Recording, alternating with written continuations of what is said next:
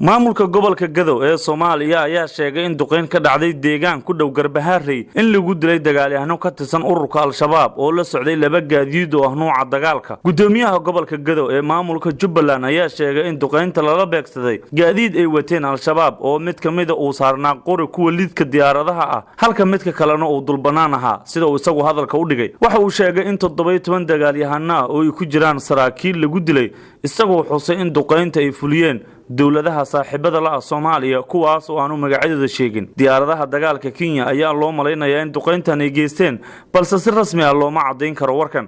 gobolka Gadow waxa ku soo kordhay duqeymaha ay geysanayaan diyaaradaha dagaalka iyadoo bishii hore la duqeeyay deegaan ku dhow deegaanka la yiraahdo Ceel Cadde halkaas oo la xasuusto in Al-Shabaab ay ku dileen ciidamo badan oo ka tirsan kuwa Kenya kadib weerar ismidaamina iyo dagaal isugu jira oo halkaas ay ku qaadeen.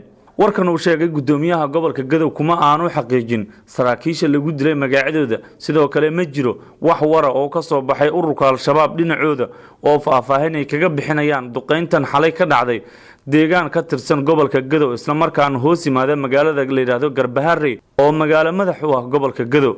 Axmed Saciid Axmed telefishinka Cable magaalada Muqdisho.